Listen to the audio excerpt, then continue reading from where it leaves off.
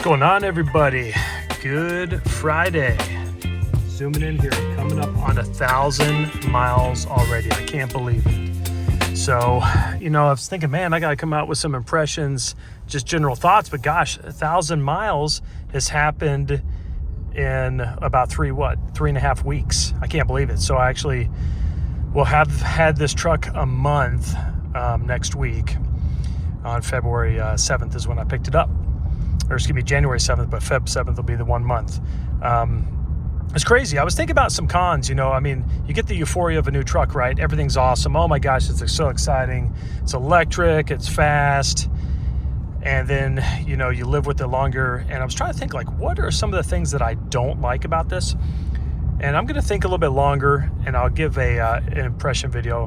Definitely, hopefully in 2 months here, we'll have a 2,000 mile video. And I'll give sort of what I like and what I don't like about it. And you guys have seen these videos. It's nothing cosmic.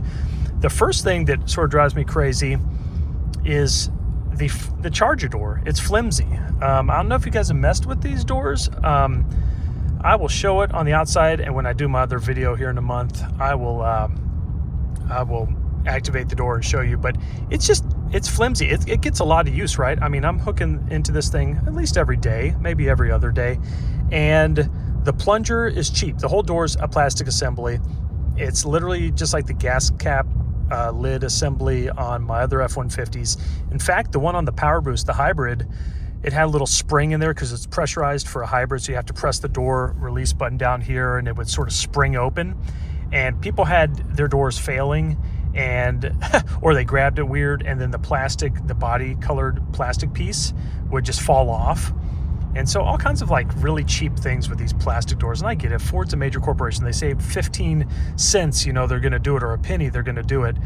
And, I get it for a gas tank maybe, but charging door, you're using it every day, basically. It's not the same as a gas tank. You activate it, once a month, maybe twice a month. I don't know, once a week. Depends on your driving habits. But electric car, you're using it nearly daily.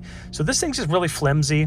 You got to find the sweet spot to push on the button or to activate. There's no button, but you got to really hit a perfect spot for it to pop out right the first time. So I feel like I'm sort of smashing on it a couple times and then sort of pops open. The same thing for closing it. If you don't close it with the right amount of force, it just doesn't stick. And then you got to sort of push it in again. I just think the whole thing is cheap, especially on a $65,000, $70,000 truck. I just think Ford could have done better. And that's the thing that comes to mind the first off. I know it's first world problems, right? Really minor. But I'll think of some more things. There's some cons. But overall, I'm liking it. The truck's awesome. Here it is, 42 degrees. I've got 73% charge. I start off the day with 80%. Still showing 160 miles. What am I getting right here? I haven't even paid attention. I'm showing 2.1 kilowatts per mile. I got it, again, set on warm. I got my seat heaters on. And that's not bad. 2.1's fine. It's great. I don't really care. It's going to be charged up in the garage in a minute anyway. After I wash it, we've had rain all week, so it's going to get a car wash. I don't know. Just zoom in, got my Apple CarPlay up. I'm loving this full screen CarPlay. My hybrid, I was waiting for the over-the-air update forever, and just like all these Ford over-the-air updates, I guess that's another gripe. There's no method to the madness. Like Tesla, Apple, whatever, they sort of push their software updates and you get it. Ford, it's like stand on your head, rub your tummy, do a dance, make sure it rains, make sure your parking brake is not set, all these silly things, and maybe you get an over-the-air update. Luckily, mine came from the factory with the latest, so it had the CarPlay from the factory. My hybrid Power Boost never did, and I was doing the same thing every night. I had the settings all set to download an update overnight when it was parked, and it never came. And obviously they were doing waves. I know the full screen CarPlay was a huge update, and Ford had stopped it at some point. I think the download was pretty massive, so who knows? Maybe that's why I never got it on the Power Boost. But I'm glad I got it here. It's awesome. The full screen's great. It's convenient. Although Ford's nav app is very nice. Let me get around this car here. It's going slow.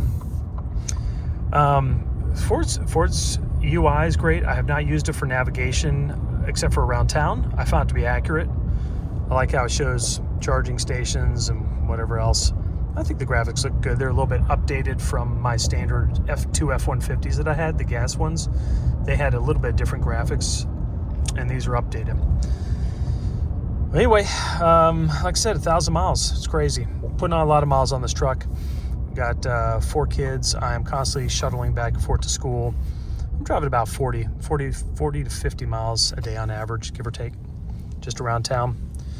And it's great. I mean, we're already noticing these savings. We're not driving 2 ICE vehicles, burning up the gas.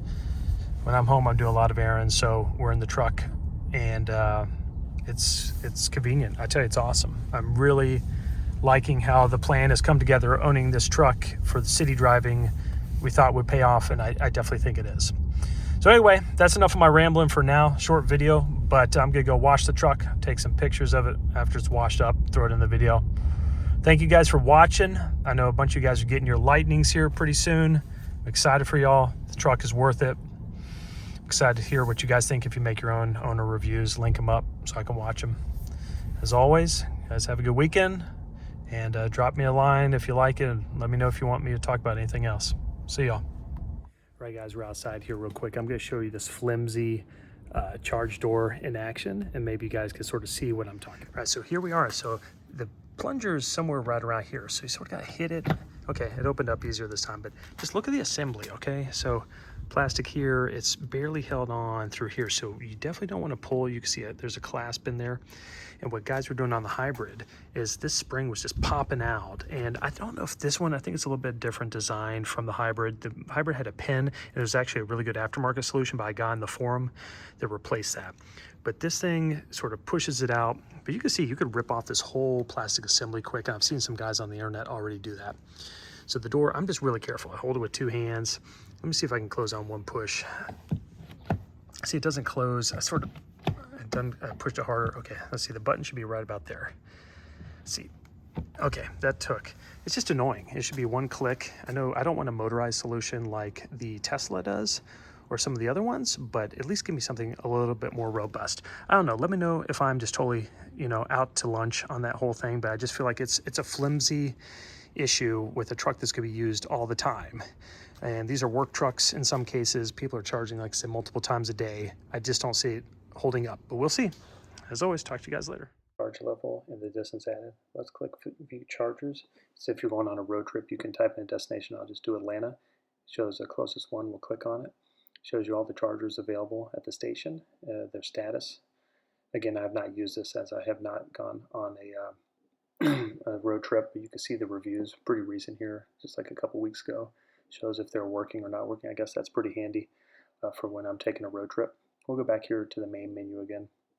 So we're under vehicle, where majority of the info is. You got your vehicle status alerts. You can click under status. You got your tire pressure monitoring, which is nice. You can view all your tire pressures. Charging is where we live most of the time. We got the preferred charge times, and you'll see I have a departure time set up. Like today I had 8:25 in the morning on Friday. Set the cabin temperature to precondition to medium. You can select any day of the week or the weekend. You can change it also in the truck, but I find it easier to do on the app from the convenience of my couch. You got charge logs. Again, my Emporia app has all this info, but it's handy to have on the Ford app when I'm away. Just gives you all the stats about your charge, how long you're plugged in, distance added, when you started charging, charging ended, when you finally unplugged. The charging network we showed, but my EV driving shows you just your driving style, shows you how efficient you are, your brake score, your driving score, overall efficiency and energy used per every trip you use. I don't really look at this much, but I guess it's nice to see generally if you're driving in an efficient manner. Features and settings has a lot of stuff in here. We got Pro Power onboard, zone lighting, the Wi-Fi hotspot, which I have not enabled on my truck, and then the trailer stuff and software updates. We'll click here in a second on Pro Power, and it should bring up a schematic of the Pro Power, and you can enable it and see how much wattage you're pulling from the truck. Right now my truck's off.